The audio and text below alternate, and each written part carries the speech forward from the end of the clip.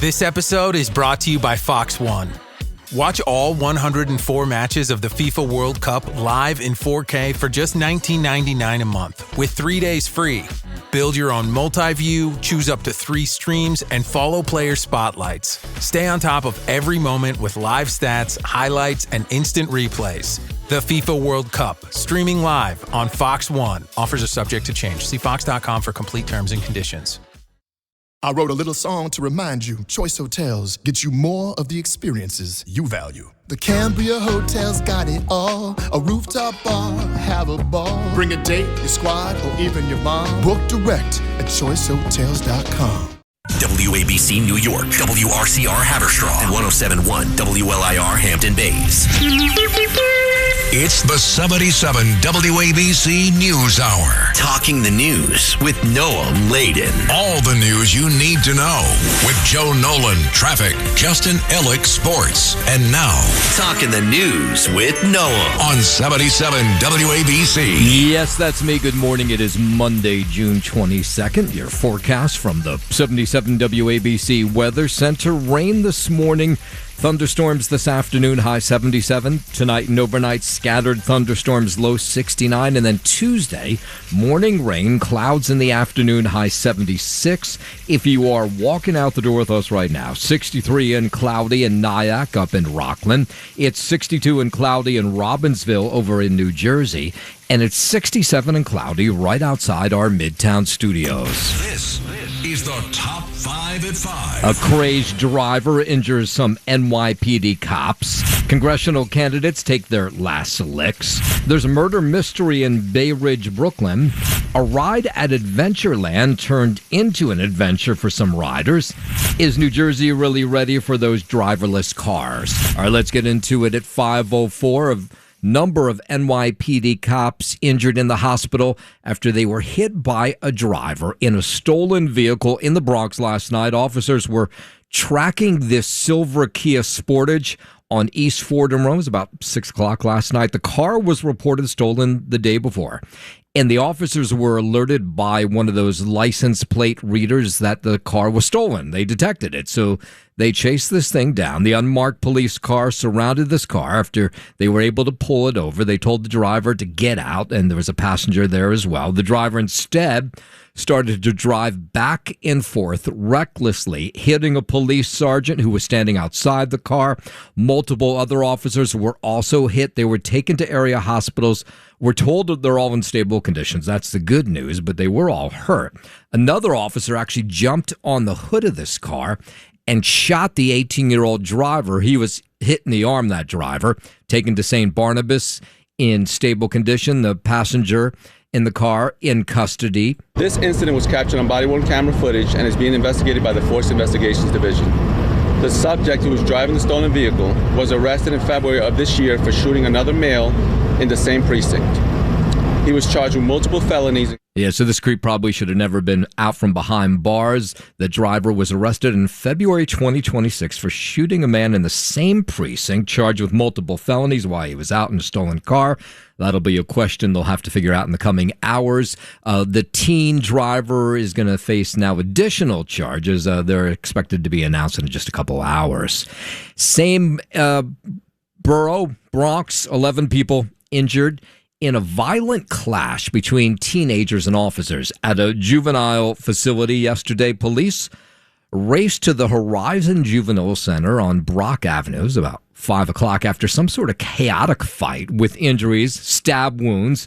ACS officers could be seen bloodied as they walked out, escorted people out of this building. Now, this is a facility where there's no knives, no guns. The question will be how they got in there. This mom has a 17-year-old son who's being held at this juvenile facility.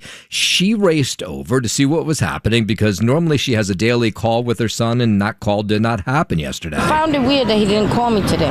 10 minutes after I was trying to call here to find out what's going on, somebody called and said, there's a riot. Yes, so she was just one of a number of concerned parents who raced over to what's supposed to be a secure facility with no knives, no guns. So how did they get in there? I came straight over. I talked to the police officer. I called the juvenile center, and they're not giving no information. They said we have to wait. But then you see all these SWAT going in there and everything, you know, you're concerned. Yeah, so ACS says the situation at the Horizon Juvenile Center has been resolved. Facilities now secured. They also say safety security of the youth is their top priority. No word of any criminal charges or what exactly led to that violence. And one more violent story, because it's the summer and just whatever it is, it always gets violent in the city during the summer. 4 people were shot.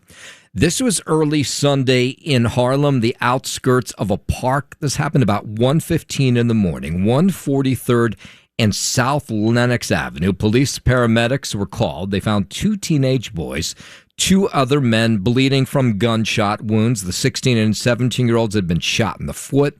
20-year-old shot in the groin, a 21-year-old shot in the leg. They're all being treated at Harlem Hospital. The first thing that went to my mind, oh God, please let no one lose their life to senseless gun violence.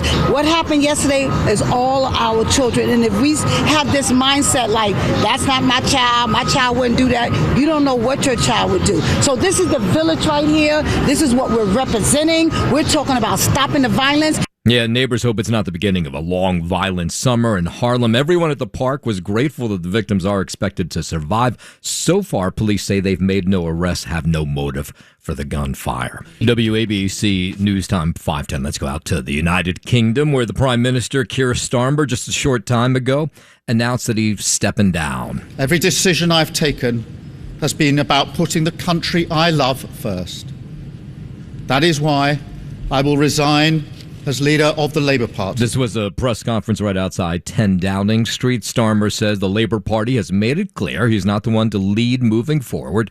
Starmer says he'll remain as Prime Minister until a successor is in place. He's been in power since 2024, but been facing growing pressure from members of his own party, the Labour Party, for months as the British economy has stagnated and his government has racked up what some people would call a string of political blunders. 5:11, while we're overseas, do we have a peace deal with Iran? Boy, it was a complicated weekend. You had Vice President J.D. Vance was at a Swiss resort in the Alps yesterday where talks were underway with Iran to arrange a peace deal. Vance spoke to reporters ahead of the negotiations. Can we turn over a new leaf? Can we change relations in the Middle East permanently? Or do we go back to doing things the old way, which is not our preference, but is certainly very much something that can happen. What we have already seen back home in the United States is lower gas prices.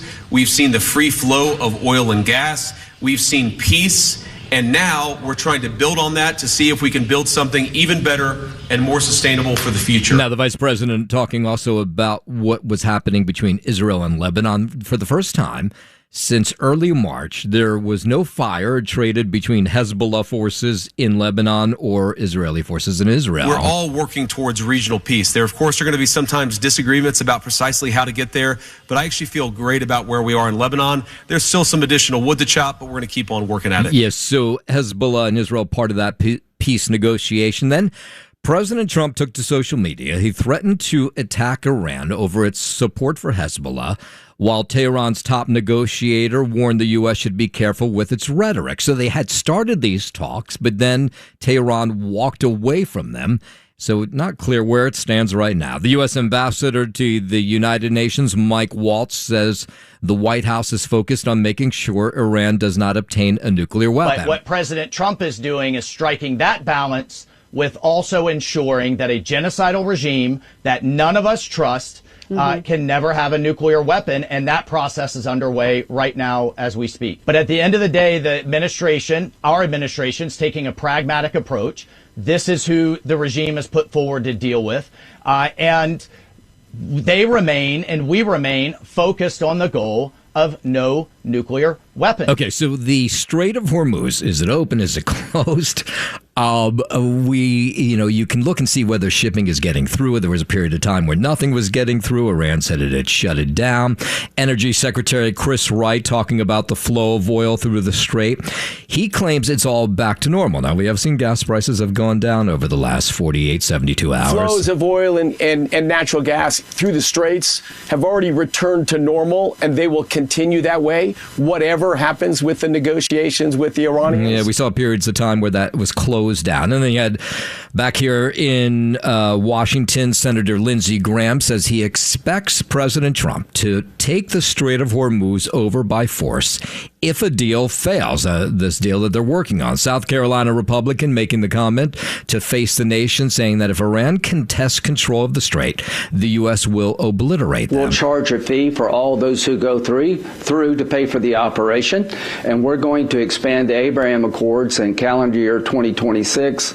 To the Iranians, if you're listening, when you use Hezbollah to attack Israel, I think the new policy will be we will attack Iran. Okay, so mediators, Pakistan and Qatar, say the U.S. and Iran made encouraging progress on the first day of high-level talks and agreed to a roadmap for a final deal to be reached within 60 days. Now, they made those comments before Iran apparently walked away from the table. Now, did they walk away from good? We'll have to see. Israel's Defense Minister Israel Katz says Israeli forces will remain in southern Lebanon as long as necessary as Hezbollah vows to confront any violation of the ceasefire. But I will point out again yesterday, you had an entire day since March 2nd, first time since March 2nd, where Hezbollah and Israel did not trade fire. So I guess that's a good thing. Maybe that'll help with this entire process. In a moment, we'll head out to Los Angeles, where a huge warehouse fire has been a problem for days now. We'll get into that in just a moment. But first, 5:15, let's head over to the 77 WABC Sports Desk. Happy Monday. Good morning, Justin Alec. Happy Monday. Good morning to you, Noam. Let him start out here on the diamond in the Bronx. Yanks lost 4-1 to the Reds, losing the final two games to drop a 3-game series against Cincinnati. Yankees stole 6 bases in a game for the first time since September 5th of the 2013 season. Dominguez, Bellinger, Chisholm Jr. stole 2 bases apiece for the Yanks, who lead the American League with 80 steals. New York also went 0 for 9 with runners in scoring position, went hitless in its final 24 at-bats with runners in scoring position in the series. Ben Rice homered in the third inning as the Yankees lost for the third time in 4 games, and Elmer Rodriguez allowed 3 runs and 4 hits in 4+ innings. He made his 4th career start since the Yankees pushed back Garrett Cole and the rest of their starters a day.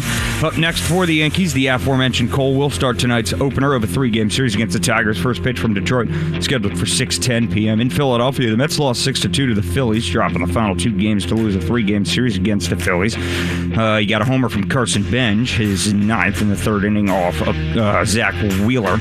And David Peterson, your starter, he drops to 3-6 on the year with a loss. 4 innings pitched, 6 hits, 4 earned runs, and 5 Ks along the way for him. Up next for the Mets, the opener of a 4-game series at home against the visiting Chicago Cubs tonight, 7:10 p.m. And if the rain holds up and it stays a bit dry out there, we'll be in attendance, Noam, later. That How we will about be. that? Courtesy of the great Pete Morgan and Peerless Boilers. Louis will be there as well. Joe Nolan set to make an appearance. So Joe's coming too. I believe cool. so. All right. Could be a fun night at the stadium if the rain does hold out. So fingers crossed there.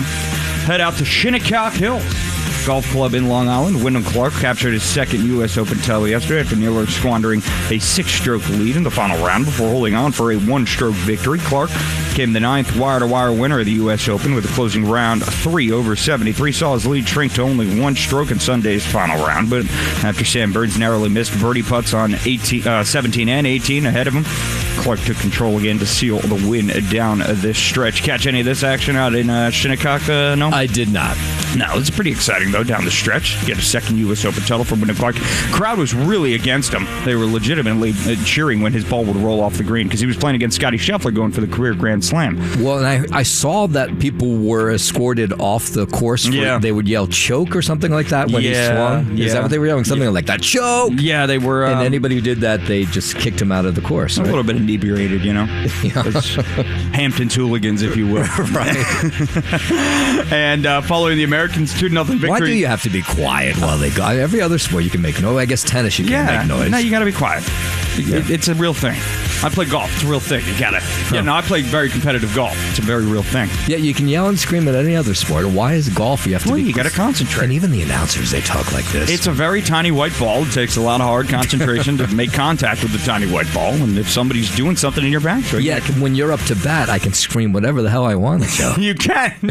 And still they can hit the ball and hit it over the fence. Yeah, I don't know. They play baseball in a stadium. Take a foul shot. I can yell really horrible things as you're taking a basketball foul shot. No, All right, write a Hard letter. to believe that Justin and his friends would stay quiet anyway. Well, sporting events. I'll have you know, Louis, I've never been a patron at a golf event, so I don't know. But yeah, I mean, to your point, I probably might have been among the rowdy crowd, if you will. I don't know. Yeah, you would have been rooting for Scotty Scheffler. Come on, very competitive. Miss! God! Choke! Hey, big news yesterday, too, out of the NHL. Ottawa Senators traded captain Brady Tkachuk to the Florida Panthers. Well, he will play with his brother, Matthew. Trade includes both of Florida's first-round picks in Friday's draft coming up, the number 9 choice that Florida held, and the number 25 selection the Panthers acquired in a trade with the Seattle Kraken for Maki Semeskovich earlier yesterday, as well as a 2029 first-round pick and a future second-round pick. So you get both Tkachuk brothers together out in Florida coming up next season. That is your Sports and Home. I'm Justin Alec on 77 WABC. WABC News Time 521 out to Los Angeles. Smoke and air pollution not the only concern with a huge warehouse fire in Los Angeles downtown. It has been burning for days. It continues to burn. There's a lot of meat products in there. Chicken, fish, pork, and beef. That's going to start to spoil. Yeah, that's Los Angeles City Fire Chief. The warehouse is a massive cold storage facility for about 85 million pounds of food. So once we get this fire put out, the challenge that we have before us is the removal of all that product. Yeah, Governor Newsom has declared a state of emergency for L.A. County because of that fire. Over to Bowie, Maryland, where 3 people were dead after a single-engine plane crashed there over the weekend. Ilana Russo with the Maryland State Police says the Piper Cherokee went down on Saturday night with a pilot, 2 passengers on board. The 3 occupants, all adults, were declared deceased on the scene by EMS personnel. At this point, their identification is being withheld pending next of kin notification. The plane was heading from Ocean City, New Jersey to Montgomery Air Park at the time of the crash. Multiple agencies responded, including the fire department, but the wreckage was not found until early in the morning. The preliminary investigation at this point indicates that at about 11:30 p.m. last night, a single-engine Piper Cherokee with a pilot and 2 passengers on board were en route from Ocean City, New Jersey to Montgomery County Air Park. For when reasons unknown at this time, the plane crashed in a wooded area in Bowie. Yeah, police confirming to us this morning that the plane did belong to an air flight school in Maryland. The NTSB, Maryland State Police, they're investigating this morning. Several hikers have died recently while hiking the Grand Canyon's inner trails. The National Park Service said Friday rangers and emergency personnel responded to 2 separate heat-related incidents on June 12th and June 16th. Park officials said emergency responders arrived to find the hikers dead on the trail. A 72-year-old man was found dead June 12th on the South Kabob Trail, and a 67-year-old man and a 68-year-old woman were found deceased on the North Kabob Trail on June 16th. An investigation into their causes of death is ongoing, but they appear to be heat-related. I'm Lisa Carton. WABC News Time 523. Did you see the new Air Force One the president was unveiling over the weekend? Before departing for Camp David for the weekend, the president told a crowd gathered at Joint Base Andrews that this aircraft that he was taking was something special. This plane was transformed into a flying White House at a level of luxury that nobody's ever seen before. I bet. The luxury jet donated by the government of Qatar, the iconic light blue color scheme is gone, replaced with a navy blue and white fuselage along with red stripes. We like the baby blue, but it was time for a change. And this is the sleekest line. Everything was designed good. It was my taste, I will say. They said, what color do you like? I said, I like the color of the American flag, right? That makes sense. Yeah, sure it does. The new plane is meant to bridge a 2-year gap while Boeing modifies 2 new 747s that will eventually become the new Air Force One planes. 525. President Obama's library opened up in Chicago over the weekend, and ahead of that, he was giving a bunch of interviews. One, he sat down with NBC talking about the ceasefire in Iran. We've now fought a war, spent billions and billions of dollars, put an enormous strain on our military. A lot of people have died, And it feels like we're back where we were before we started the war, except maybe a little bit worse. The former president talking about what the country, he says, is going through. He says it's a period of disruption and polarization. And he says, but virtues remain intact. On the other hand, when I travel across the country today, not just when I was president, you still see that sense of decency with people. You still see folks helping each other and looking out for their neighbors. Yeah, during all these interviews, he definitely took swipes at President Trump. Obama says he hopes his presidential center will remind people of what they have in common. We all have the capacity to feel a civic responsibility to make sure our government works. We all play a part in assuring that our elected officials are accountable. Down in D.C., a former U.S. Olympian's been arrested now for vandalizing the Washington, D.C. reflecting pool. David Hearn is a canoeist who competed in 3 summer games. The Washington Post says Hearn was arrested Friday by U.S. Park police officers for allegedly destroying government property. Hearn told the Post that he was on a bike ride through Washington when he spotted a piece of peeled-off paint inside. I'm Mark Mayfield. All right, did you see Team USA's big win over Australia Friday afternoon? And with Turkey's loss to Paraguay, that means Team USA will make it to California, Northern California, debut July 1st for its first knockout round game. The fans, the players, of course, all excited about this, talking about the big win. Someone said before the tournament, 2 games and you'd be through to the knockouts. I think we all would have took it, so we're delighted. Yeah, it's a member of Team USA, fans thrilled. USA, all the way. This is going to be a great World Cup. We got so much energy in the city right now. Everyone is lit. I love Seattle. I love the U.S. Yeah, did you see the watch parties? I don't know where you guys live, but near me, crazy in Hoboken and Jersey City. I mean, just packed on the streets, bars overflowing with people watching the game. You know what? Red, white, and blue today. That's it. I was pretty happy about it. Yeah, I mean, my office is right down the street here, so I was like, as soon as I heard it was on the 19th, I was like, let's go. We're going downtown. I'm just happy that's, an experience where people come together and they're supporting the teams. I remember watching, not the last one, I think 2 ago, downtown off like Broadway in some rando bar. It was just packed full, right? And just being able to watch it with a large crowd, it's always more fun. All right, so we make it to the knockout round. That's a big deal. It's the 77 WABC News Hour. Talking the news with Noam Laden. All the news you need to know with Joe Nolan, traffic, Justin Ellick, sports. And now, Talking the news with Noam on 77 WABC. Yes, that's me. Good morning. It is Monday, June 22nd. Your forecast from the 77 WABC Weather Center. Going to see some rain this morning. Thunderstorms this afternoon, high 77.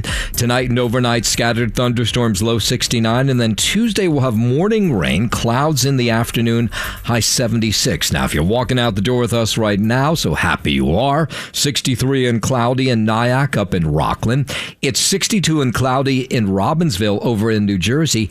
And it's 67 and partly cloudy right outside our Midtown studios. 5:43. Today, horse and buggy drivers are going to take a refresher training inside Central Park with horse-drawn carriages, but no passenger tours will be conducted. The union representing carriage drivers temporarily stopped the rides after that horrific accident that took place at Tavern, right near Tavern on the Green last Wednesday. It was an 18-year-old who was visiting with his family from India who was thrown from a carriage when a horse got spooked. So they stopped the rides up until now. They'll start again tomorrow, but they want to give these drivers a refresher course. Now, in the case of this carriage that got away last Wednesday, the driver had gotten out of the carriage to take a picture of the family, and that's when the horse got spooked. Apparently, they're not supposed to do that, so that'll be part of this refresher course. As New Yorkers try to decide, there's this ongoing controversy about whether these horse and buggies should be allowed to keep going. It's a tragic that it happened. I don't think they should necessarily be banned, They're an institution. They've been here since the inception of the park, since the inception of the city. So the city council expected to hold a hearing soon on whether carriage rides should be permanently banned. Mayor Mamdani's on board with banning them, but New Yorkers say, look, it brings in a lot of tourists and people love to take the horse and carriage ride, and not everybody's sure that the horses aren't being treated well. I'm certainly open to them coming back, but I think if there's another accident, I just really don't think that it's I think it's time for them to switch over to the new age. Yeah, so you'll see those horse and buggies in the park today, but it's a refresher course they'll be given by union members, and then they'll take riders again starting tomorrow. In a moment, we'll head out to Bay Ridge, Brooklyn, where cops have a murder mystery to solve. We'll get into that in just a moment. But first, 5:45, let's head over to the 77 WABC Sports Desk, and here's Justin Ellick. Refresher course for the horses? Well, actually, like a driving test for the yes, if they don't stop at a stop sign, right, or they make a right on red, you're not really allowed to do that in the city. Children playing, whatnot. Yeah, right. Yeah. Don't go rogue and just completely run off like a madman. Yeah, that's what happened last week. So. Right, exactly. So, all right, let's see. I think it's for the drivers, but yeah. What happens if they don't pass? I guess they don't get to come out on Tuesday and make money. Right. Yeah, you hold up again, then you got to know that you got to wait a few months. It's like taking the bar exam. Kind of the same thing. Probably not at all, but yes. Sports sponsored by Pete Morgan of Peerless Boilers. Go to peerlessboilers.com to find a dealer near you. Peerless Boilers, the world's best built boilers out in the Bronx. Yankees lost 4-1 to the Reds, losing the final two games to drop a 3-game set against Cincinnati. Yanks stole 6 bases in a game for the first time since the 2013 season. Jason Dominguez, Cody Bellinger, and Jazz Chisholm Jr. stole 2 apiece for the Yanks, who lead the American League with 80 steals. New York also went 0-for-9 with runners in scoring position when hitless in its final 24 at-bats with runners in scoring position in the series. Ben Rice homered in the third as the Yankees lost for the third time in 4 games, and Elmer Rodriguez allowed 3 runs and 4 hits in 4+ innings as a starter. He made his 4th career start since the Yankees pushed back Garrett Cole and the rest of their starters a day. Up next for the Yanks, the aforementioned Cole will start tonight's opener of a 3-game series against the Tigers. First pitch from Detroit is scheduled for 6:10 p.m. Out in Philadelphia, the Mets lost 6-2 to the Phillies, dropping the final 2 games of that series and lose a 3-game set in the process. You got a homer from Carson Benj, though, his 9th and 3rd inning off Zach Wheeler. Starter David Peterson, he got the loss, dropped to 3-6 on the year. He went 4 innings, let up 6 hits, 4 earned runs, and had 5 Ks through his performance. And up next for the Mets, 7:10 p.m., the opener of a 4-game set as they'll welcome in the Chicago Cubbies. And Kodai Senga will get the start there, and if the rain does hold off, will be in attendance. So fingers crossed. Yeah, look, there. It's kind of sunny right now. I don't know if that's going to hold out, but I see sun, and if that could hold out, then we'll all get to see the game tonight. How about that? Well, it is 5:47 in the morning, and the game is until 7:10 p.m. tonight. You make an excellent point. He's a glass half full guy over here. Out at Shinnecock Hills Golf Club in Long Island, Wyndham Clark captured his 2nd U.S. Open title yesterday after nearly squandering a 6-stroke lead in the final round before holding on for a 1-stroke victory. Congrats goes out to Wyndham Clark there, the American. And checking in on other Americans out in the World Cup.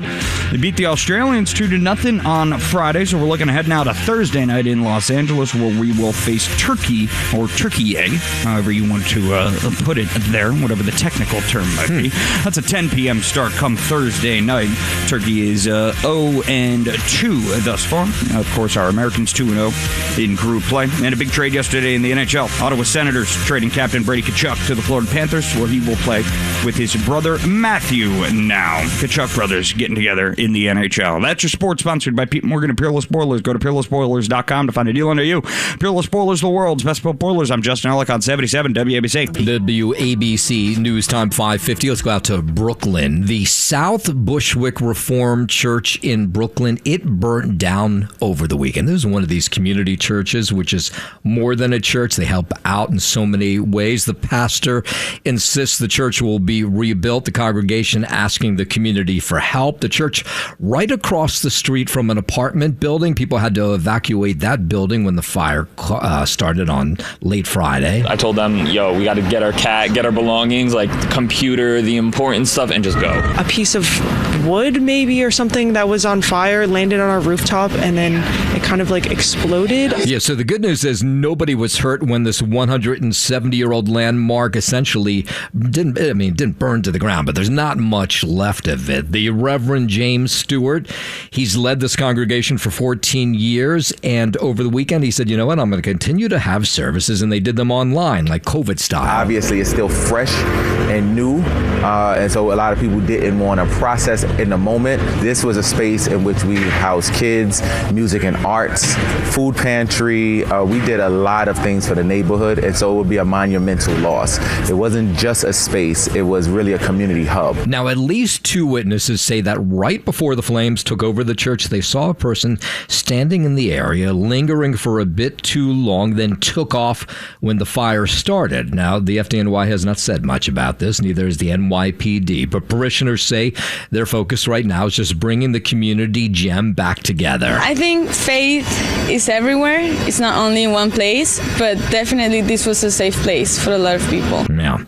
Cops have a murder mystery to solve in Bay Ridge. A 36-year-old mother of 2 found dead with her throat slit. This was on Saturday. Maria Santos Flores was discovered about 9 in the morning in her home on 85th Street. Neighbors told officers that they had heard screams coming from the home earlier in the morning, shattering what is normally a pretty quiet tree-lined block. I can't even imagine. Such a sad way to go. My mother lives about 9 blocks from here, and the police went to her house looking for camera footage because they say the perp ran along 5th Avenue, so they're trying to find. Yeah, so the violent crime is really rare in this neighborhood, so people are really stunned to see detectives canvassing for surveillance footage, knocking on doors all weekend long. It's a community neighborhood. This is one of the last few community neighborhoods in Brooklyn. It's upsetting to hear that. Yeah, of course. Family members say Santos Flores was a mother of 2 who worked overnight shifts, and they expressed confusion, heartbreak over who may want her dead. Police so far not announcing any arrests, and a motive for her murder that remains a mystery today. 5:53 out to Long Island, where an amusement park ride full of people got stuck several stories above the ground, and we're hearing from some of the people who had loved ones stuck on this ride. This is at Adventureland, which has been around forever out in Farmingdale. It is a ride where it's called the Wave Twister ride. Your legs are dangling. You're confined to your seats. Witnesses say this ride was about 50 feet in the air when it got stuck. Some of the riders were apparently upside down. It took a couple of hours for firefighters to get everybody off. They got everybody off safely. Now, one of the kids who was on this ride, it was the first time he had ever taken the ride. He had begged mom to be up there. I mean, he's okay. So that's the good part. Here's another mom who was watching as firefighters one by one took everybody off this ride. The kids were crying. My daughter is extremely emotional anyway. Yeah. But she was crying. They were scared. As you see some of the kids that are like in grimacing from being in physical pain, from being dangled and, forced to sit like that in a while.